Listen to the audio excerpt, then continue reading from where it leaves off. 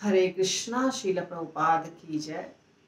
भगवान नाम का प्रचार करने वाले महाभागवतों की निंदा करना।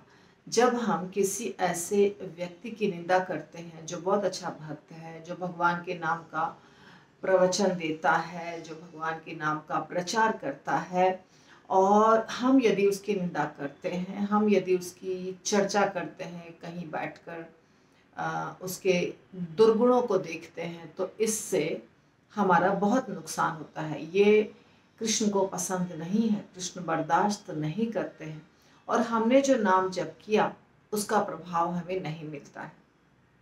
तो ये बुरी आदत हमारे में कुछ पुरानी होती है, पुराने जन्मों की होती है, और कुछ अभी की भी आदत होती है यदि हम ऐसे लोगों का संग करते हैं जो सही नहीं है। तो इसीलिए एक और जो पॉइंट है जिसको समझना है वो ये है कि असत संग त्याग यही वैष्णव आचार। यदि हमें बुरी आदतों से बचना है तो हमें असत संग का त्याग करना पड़ेगा। असत संग किसे कहते हैं? यदि कोई व्यक्ति अपने पत्नी को छोड़कर किसी पराई स्त्री का संग करता है तो वो असत संग है।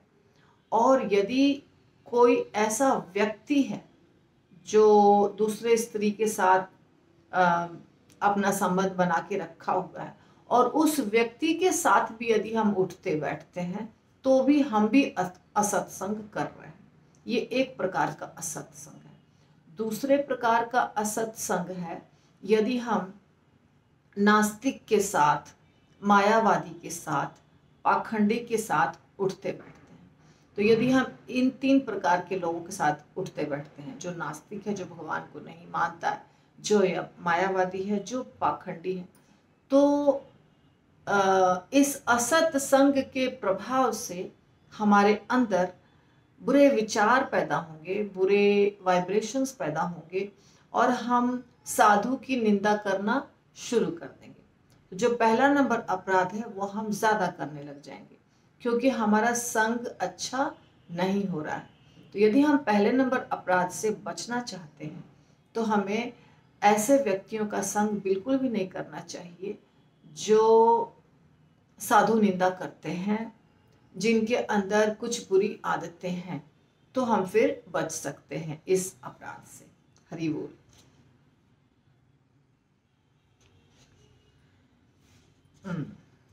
तो साधु संग, साधु सेवा, नाम संकीर्तन, सर्व जीवे दया एई भक्त आचरण। तो भक्त को साधुओं का संग करना चाहिए, भक्त को साधुओं की सेवा करनी चाहिए, और भगवान नाम का संकीर्तन करना चाहिए, और सारे जीवों पर दया करनी चाहिए। ये सारी चीज़ें हैं जो हमें अपने अंदर पैदा करना पड़ेगा। तो ये हो गया हमारा पहला नाम अपराध समाप्त। दूसरा नाम अपराध जो है, शिवस्य श्री विष्णोर्य यह गुण नाम आदि सकलम धिया भिन्नम पश्येत स खलु हरिनामा हितकरः। सीधा सीधा जब हम इसको हिंदी में बोलते हैं तो है कि शिव ब्रह्मा आदि देवों के नामों को भगवान नाम से स्वतंत्र समझना या उससे श्रेष्ठ समझना, भगवान कृष्ण के नाम से इन नामों को श्रेष्ठ समझना या उनसे स्वतंत्र समझना, ये एक नाम अपराध है। तो ये अगर हम करते हैं तो भी हमारा जो फायदा होना चाहिए था नाम जप में वो हमें नहीं मिलता है। तो इस भौतिक जगत में भगवान विष्णु का नाम सर्व मंगलदायक है। विष्णु के नाम, रूप, गुण, लीलाएं ये सभी दिव्य हैं, परम ज्ञान है। अतएव जो कोई भगवान के नाम अथवा उनके दिव्य रूप, गुण, लीलाओं को भौतिक समझकर उनसे भगवान को पृथक करना चाहता है वो अपराध करता है। इसी प्रकार शिव जी जैसे देवताओं के नामों को विष्णु के नाम के समान बताना तथा दूसरे शब्दों में शिव जी तथा अन्य देवताओं को ईश्वर के रूप मानकर विष्णु के ही समान बताना भी निंदनीय है और ये भगवान के पवित्र नाम के चरण कमलों पर अपराध है। ठीक है ना, तो ये दूसरा नंबर अपराध है। भगवान कृष्ण परम भगवान है, परम पुरुषोत्तम भगवान कृष्ण है, उनके बराबर और कोई नहीं है। तो ये जो श्लोक है ये है पद्म पुराण का, जिसमें भगवान कृष्ण नहीं बताया गया है, विष्णु बताया गया। तो इसलिए अगर विष्णु के प्रति अपराध है तो वो कृष्ण के प्रति भी अपराध है। ठीक है ना, क्योंकि विष्णु के भी स्रोत भगवान कृष्ण ही है। गोलोक विहारी कृष्ण से तत्वे रसार चतुष्षष्टि गुणे अलंकृत रसाधार। भगवान कृष्ण गोलोक धाम में रहते हैं। ठीक है, अभी हम समझेंगे भगवान कृष्ण को। भगवान कृष्ण गोलोक धाम में रहते हैं, लीलाओं का आनंद लेते हैं और ये सभी रसों के आगार हैं। हमने गुरुवार के क्लास में भगवान के 64 गुणों का वर्णन किया है, शॉर्ट में ही सही पर किया है। तो भगवान के अंदर 64 कला होते हैं या 64 गुण होते हैं। किनके अंदर? भगवान कृष्ण के अंदर। ठीक है, अब भगवान कृष्ण से पुरुष अवतार बहुत सारे निकलते हैं, स्वांश निकलते हैं।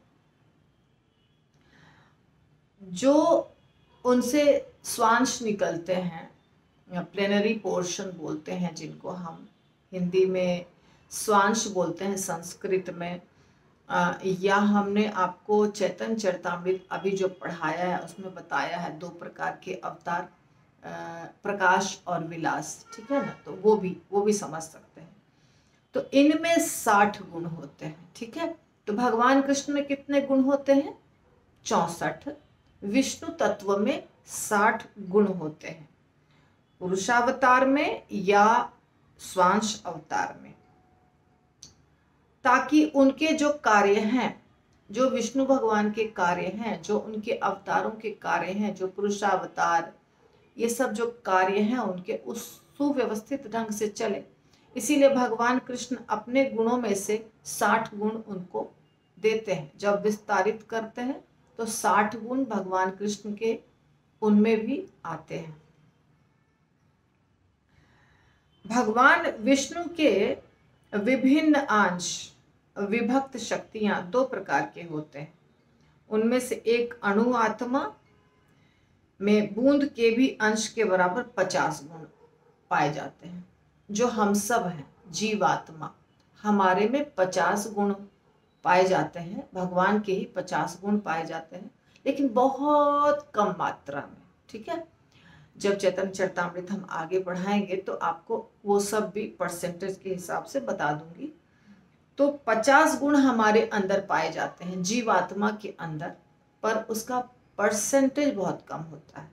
ठीक है, विष्णु में हमने देखा, विष्णु भगवान में 60 गुण पाए जाते हैं, जीवात्मा में 50 गुण पाए जाते हैं, तो ब्रह्मा जी में भी 50 गुण ही पाए जाते हैं। ठीक है, अब शिव जी जो हैं, शिव जी की को अध्यक्षता में देवता भी विभिन्नांश हैं, परंतु वह साधारण अणु आत्मा के समान नहीं है। तो शिव जी में कितने गुण पाए जाते हैं? 55। तो हमने मोटा मोटी तौर से देख लिया, भगवान कृष्ण में 64 गुण या कला, विष्णु तत्व में 60 गुण, शिव तत्व में 55 गुण और जीव तत्व में 50 गुण। पर उनके गुणों के मात्रा में फर्क होता है। तो इस प्रकार के गुण हैं। तो देवताओं में भी 50 गुण ही पाए जाते हैं, ब्रह्मा जी में भी 50 गुण ही पाए जाते हैं, केवल शिव जी में 55 गुण पाए जाते हैं। अब उनका जो अंश है वो कम ज्यादा होता है। भगवान विष्णु में 50 या 55 गुण जो है वो पूर्ण मात्रा में है, लेकिन ऐसा नहीं है कि जीव में पूर्ण मात्रा में, जीव में काफी कम मात्रा में है। और भगवान नारायण में 5 अन्य गुणों का समावेश है, अन्य किसी में यह गुण नहीं है। ठीक है, तो पर भगवान विष्णु में 60 गुणों का समावेश है, वो परम भगवान है। लेकिन शिव जी या ब्रह्मा जी को हम उनके बराबर नहीं मान सकते हैं। ऐसा करना एक अपराध है।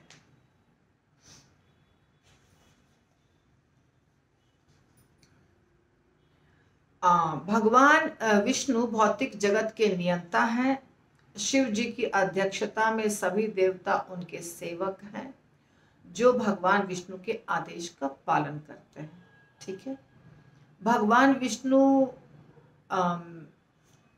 मेंटेन करते हैं, शिव जी विनाश करते हैं, ब्रह्मा जी सृष्टि करते हैं। ये तो कार्य है, पर इसके साथ साथ विष्णु भगवान के ही अध्यक्षता में शिव जी को भी कार्य करना होता है, और बाकी सारे देवी देवता उनके सेवक हैं। ये हमें समझना होगा। अगर हम ये समझ करके उनका दर्शन करते हैं या कोई भी कार्य करते हैं तो कोई नुकसान नहीं है। लेकिन अगर हम उनको बराबर समझ लेंगे भगवान कृष्ण के, तो वो सही नहीं है। तो इस प्रकार हमें ये अपराध नहीं करना चाहिए। ये अपराध करने से बहुत बड़ी समस्या हो जाएगी। इसके बारे में ज्यादा चर्चा हम नहीं करेंगे, क्योंकि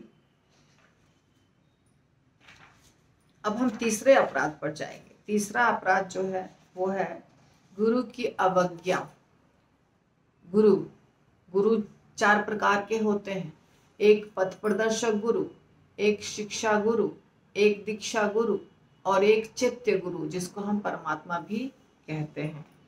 तो गुरोर अवज्ञा तीसरा नंबर अपराध है। आपकी आज्ञा से मैं आध्यात्मिक गुरु की अवज्ञा करने से होने वाले अपराधों का निरंतर विस्तार वर्णन करूंगा। ये हरिदास ठाकुर से जो बातचीत कर रहे हैं ना, वो श्लोक आ रहा है। बहुयोनि भ्रमी मानव शरीर दुर्लभ शुभद अति तथापि अनित्य पाइलेक जय जावत जीवन स्थिति। बहुत सारे योनियों में भ्रमण करने के बाद बहुत कोई भाग्यशाली जीव है जो ये शरीर प्राप्त करता है, मनुष्य शरीर।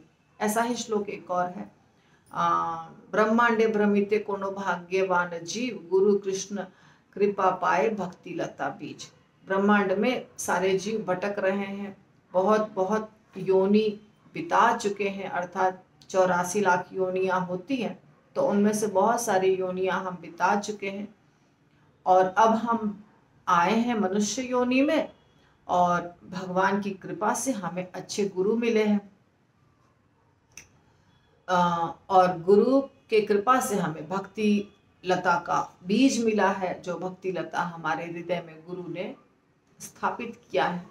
तो इसलिए गुरु की कृपा से ही हम भक्ति कर पाते हैं, भक्ति में आगे बढ़ सकते हैं। तो गुरु कर्णधार है। गुरु कर्णधार समाश्रय कोरी कृष्ण आनुकूल्य तौर। आध्यात्मिक गुरु के शरण में जाना। गुरु जो होते हैं वो एक जैसे जहाज होता है, उसका कप्तान होता है, कैप्टन होता है। तो वैसे ही गुरु जो है वो जहाज के कैप्टन है, और भगवान की सहायता से, भगवान की कृपा से जीवात्मा जीवन और मरण रूपी इस भव सागर से पार करता है। तो गुरु कर्णधार है, एक जहाज है।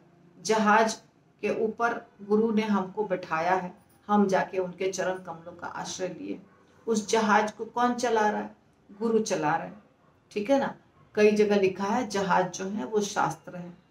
और अब हमें ये जो भव सागर है, जहाँ हम बहुत सारे शरीर बिता चुके हैं, घूम रहे हैं, इस भव सागर से हमको गुरु पार निकालेंगे। कैसे पार निकालेंगे? नाव को चला के, नाव को चलाएंगे गुरु, और हमको खाली उसमें जाके बैठना है।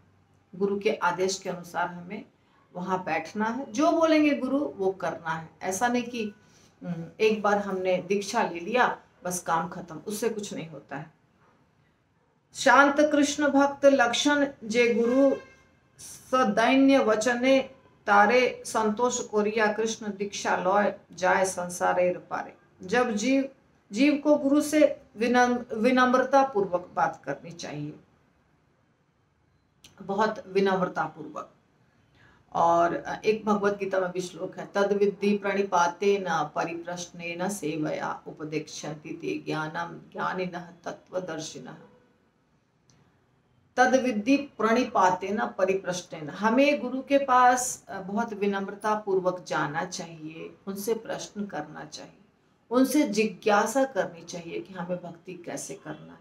उनको ज्ञान होता है, वो हमें ज्ञान देंगे, वो हमें दीक्षित करेंगे, और इस प्रकार हमें उनकी सेवा करनी चाहिए। ये सब कुछ लिखा है भगवत गीता में, यहाँ पर भी वही लिखा है। आध्यात्मिक गुरु की सेवा करनी चाहिए। जीव भगवान कृष्ण की भक्ति में दीक्षा प्राप्त करता है। इस प्रकार जन्म मृत्यु रूपी भवसागर से जीव पार कर पाता है।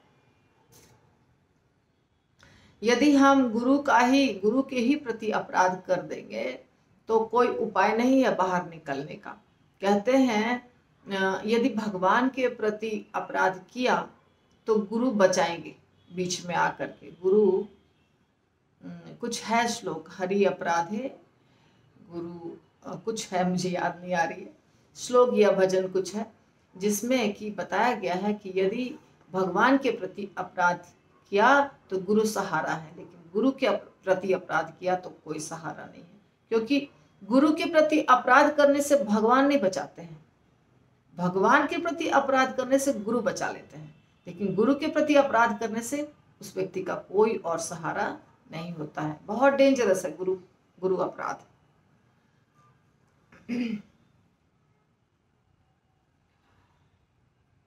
तो कृष्ण तत्व वेत्ता प्रकृत जे होय से होइते पारे गुरु किबा विप्र शूद्र की गृही सन्यासी गुरु हौन कल्पतरु। तो जो सब श्लोका चैतन्य चरितामृत में है उसी प्रकार का श्लोक हरिदास ठाकुर बात करते समय बता रहे हैं, उससे मिलता जुलता ही श्लोक सब है।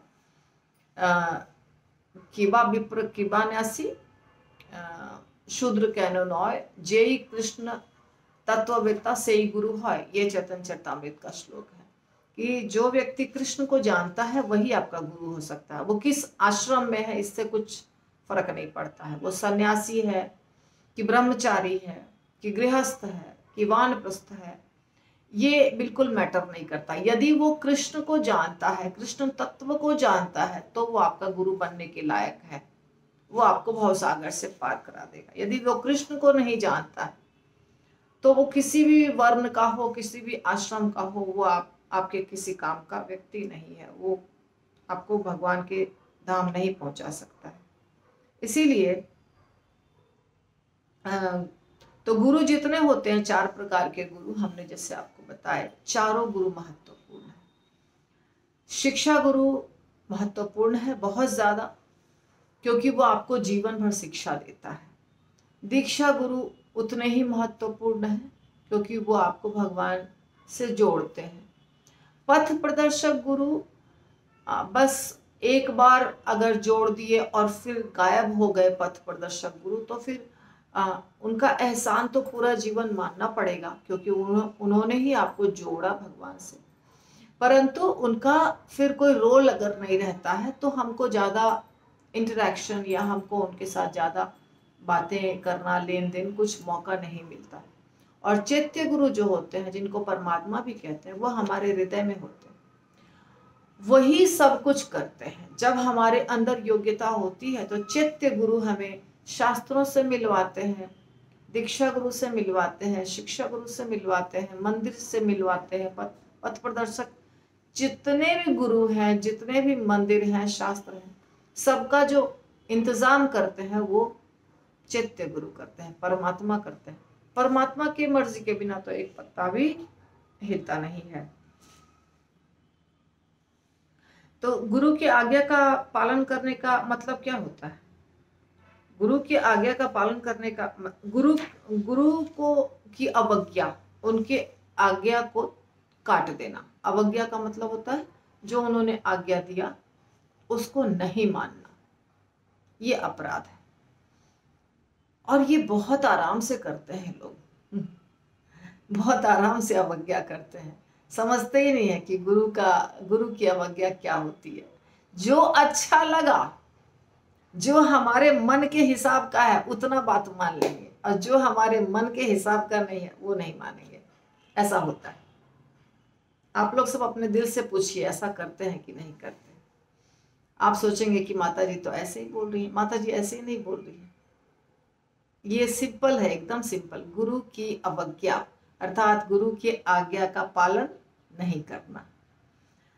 तो यदि गुरु ने कहा कुछ भी, आप खुद सोचिए कि गुरु ने कहा कि तुम्हें ये कार्य करना चाहिए और वो मुझे करने का भी मन था, तो हम क्या करते हैं, हम उस गुरु को बहुत प्यार करने लगते हैं और उनकी बातें मानते हैं। पर यदि गुरु ऐसी बात कहते हैं जो हमें पसंद नहीं है करना, तो हम क्या करेंगे, हम दूसरे के पास जाएंगे, ऐसे गुरु के पास जाएंगे जो वो बोलेगा जो हमें पसंद है, और हम गुरु चेंज कर लेंगे, काउंसलर चेंज कर लेंगे, गुरु चेंज कर लेंगे। कभी कभी व्यक्ति दीक्षा गुरु भी चेंज कर लेते हैं, क्योंकि उनको लगता है कि मुझे बहुत ज़्यादा बुद्धि है, गुरु को बुद्धि नहीं है इतनी, गुरु ने गलत बोला, तो हमें वो करना है। जैसे एक एग्जाम्पल देती हूँ। मान लीजिए हमने आपको कहा, हमने ऐसे ही नहीं कहा, शास्त्रों के आधार पर ही कहा कि आपको ऑल्टर पूरब दिशा की तरफ बनाना चाहिए, पूरब की तरफ मुख करके, ठीक है। और इस बात का प्रमाण है शास्त्र। मान लीजिए हमने आपको कोई प्रमाण भी दिया, इसके साथ साथ जो एकदम प्रत्यक्ष प्रमाण है वो है इस्कॉन मंदिर, जिसमें आप देख रहे हैं कि पूरब दिशा की तरफ ऑल्टर है, भगवान का मुख पूरब दिशा की तरफ है, ये आप स्वयं देख रहे हैं। इसमें कोई ऐसी बात नहीं है कि सिर्फ मुंह ज़बानी हम आपको बता रहे हैं, वो देख भी आप रहे हैं। लेकिन वास्तुशास्त्र वाले ने कहा कि पूरब दिशा की तरफ नहीं होना चाहिए, पश्चिम दिशा की तरफ भगवान का मुख होना चाहिए। तो हम गुरु, शिक्षा गुरु, दीक्षा गुरु, प्रभुपाद, इस्कॉन सबको त्याग दिए। क्यों? वास्तुशास्त्र वाले की बात मानना ज्यादा जरूरी है। क्यों? वास्तुशास्त्र वाले का बात मानेंगे तो हमारे घर में धन आएगा। तो उस समय क्या हो गया, बोलिए, आप खुद ही बताइए, वो क्या हो गया? गुरु की आज्ञा का पालन या गुरु की आज्ञा का नहीं करना, पालन नहीं करना, क्या हो गया? तो इस छोटे से एग्जाम्पल से आप समझिए कि हम गुरु की आज्ञा का पालन करते हैं कि नहीं। जैसे एक और एग्जाम्पल, हमने आपको कहा, प्रभुपाद ने कहा, मैं तो वही बोलती हूँ जो प्रभुपाद बोलते हैं, अपने मन से बोलने का कोई मतलब ही नहीं है। तो प्रभुपाद क्या बोलते हैं? जो शास्त्र बोलता है। तो प्रभुपाद ने बोला कि कृष्ण की भक्ति करोगे तो और किसी को कोई भक्ति करने की आवश्यकता नहीं है, पेड़ के जड़ में पानी डालोगे तो अपने आप समूचे टहनियों में, पत्ते में, सब में चला जाएगा पानी। ये श्रीमद् भागवतम भी बता रहा है, प्रभुपाद भी बता रहे हैं, गुरु महाराज भी बता रहे हैं, और मैं भी बता रही हूँ। तो मैं वही बता रही हूँ जो हमारे परंपरा के आचार्य बता रहे हैं। लेकिन हमको तो सब करना है, हमको छठ करना है, हमको तीज करना है, हमको जितिया करना है, हमको सब करना है। क्यों? छोड़ नहीं सकते हैं, छोड़ेंगे तो कुछ हो जाएगा। तो यहां क्या हो गया, बोलिए, क्या हो गया? गुरु की अवज्ञा, तीसरा नंबर अपराध। तो अब आप तर्क क्या देंगे? नहीं नहीं, वो प्रभु जी ने बोला, ये प्रभु जी ने बोला, वो भी करते हैं, ये भी करते हैं, मैंने लाल गोविंद प्रभु के लेक्चर में सुना, मैंने ये महाराज के लेक्चर में सुना, मैंने वो महाराज के लेक्चर में सुना।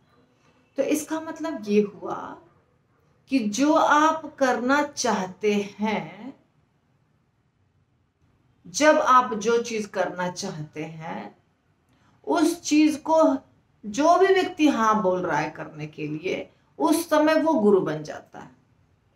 सही है कि नहीं बताइए? हमें ये काम करना है, हमें ये काम करना है, लेकिन इस काम को यदि ना करता है कोई भी व्यक्ति हमारे परंपरा का, हमारे शिक्षा दीक्षा गुरु में, तो उस समय उसको साइड में हटा दो। उस समय ये तर्क दो कि ये गलत, ये सही है, जो मैं कर रहा हूं वो सही है, ये शास्त्र कह रहा है मैं सही है, शास्त्र कह रहा है कि ये सही है, वो फलाना गुरु, फलाना महाराज, फलाना फलाना ब्रह्मचारी, फलाना गृहस्थ बोला कि सही है, इसलिए हम तो करेंगे। तो यह है गुरु की अवज्ञा। तो गुरु की अवज्ञा करने से क्या होगा? यहाँ पे तो सीधा सीधा लिखा है कि अपराध है, नाम अपराध। तो अब बात हो गई कि गुरु के वचन में दम नहीं है, गुरु स्वार्थी हैं, गुरु गलत बोलते हैं, यही सब आप बताएंगे ना, तर्क तो यही सब देंगे आप। हो सकता है गुरु को ज्ञान कम हो आपसे,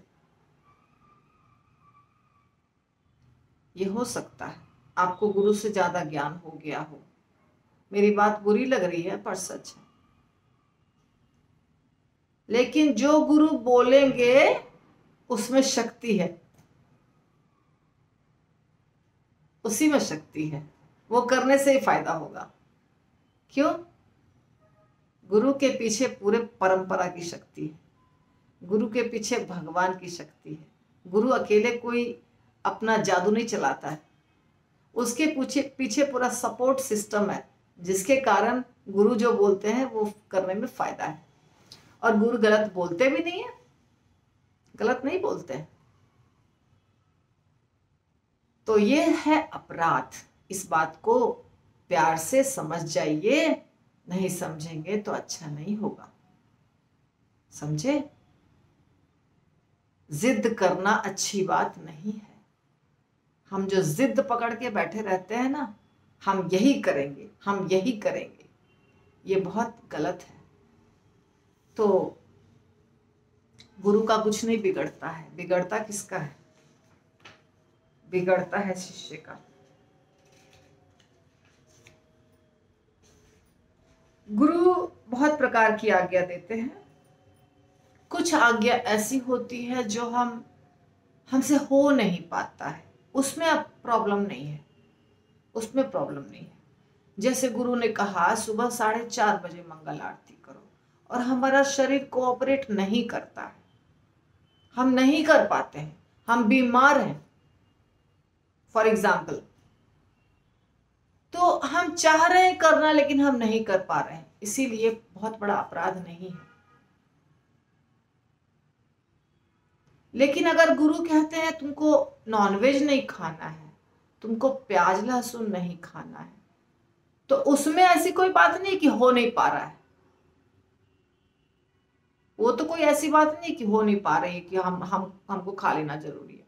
इसी प्रकार गुरु कहते हैं, मान लीजिए कोई भी ऐसी चीज, ये चीज करो, समय समय पर बोलते हैं, तो उसको हमको ध्यान से सुनना है और उसको फॉलो करना है।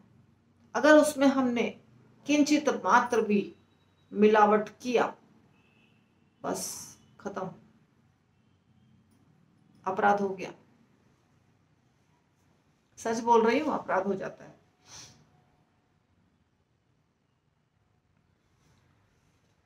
तो आध्यात्मिक गुरु बहुत महत्वपूर्ण है। आध्यात्मिक गुरु के शैया पर सोना नहीं चाहिए, उनके जूते, उनके चरण पादुका को पहनना नहीं चाहिए। बात समझ रहे हैं आप?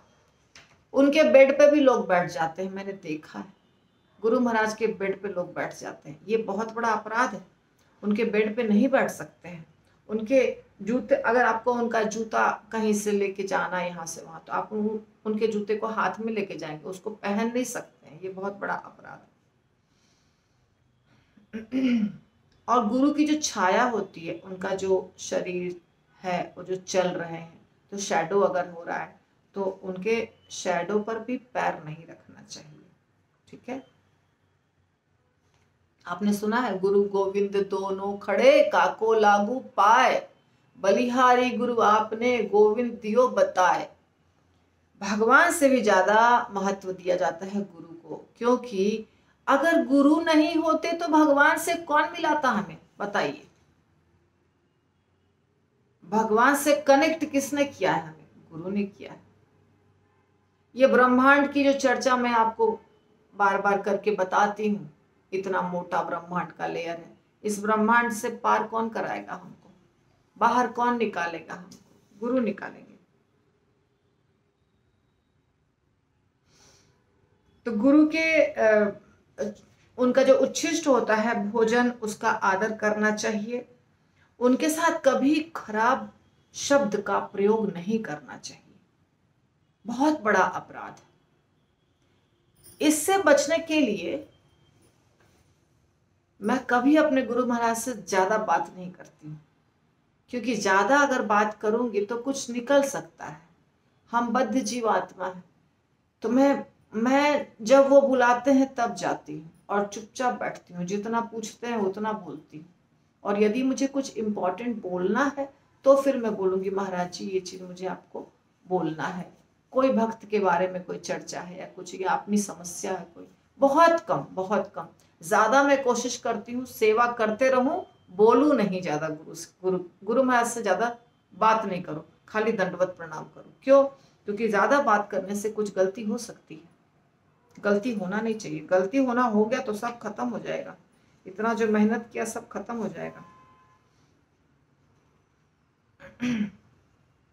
तो इस प्रकार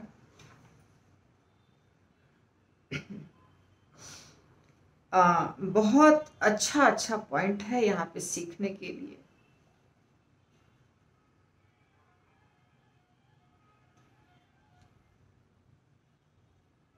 आध्यात्मिक गुरु का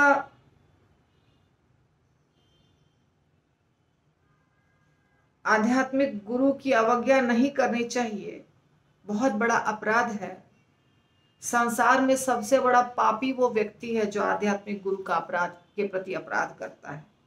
शुरू में ही गुरु को खोजने में आप भले लगा दीजिए 10 साल, लेकिन एक बार जब गुरु को स्वीकार कर लिए फिर उसके बाद कुछ गलती नहीं चलेगी। हाँ, उसके बाद आप गलती नहीं कर सकते हैं। उसके बाद गलती किए तो सब चौपट हो जाएगा। गुरु पूजा अवश्य करनी चाहिए।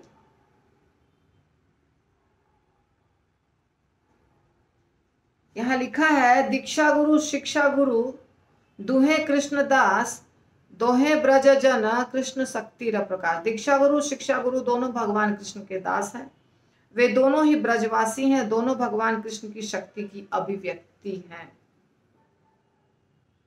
कभी नहीं सोचना चाहिए कि आध्यात्मिक गुरु एक सामान्य जीव है। आध्यात्मिक गुरु भगवान कृष्ण की आध्यात्मिक शक्ति हैं, वे भगवान कृष्ण के सर्वाधिक प्रिय भक्त हैं, वे नित्य प्रभु हैं। इसलिए इस प्रकार का विचार रखते हुए व्यक्ति को गुरु के प्रति सदैव समर्पित होना चाहिए, समर्पण वाला भाव होना चाहिए, गुरु की वंदना अवश्य करनी चाहिए।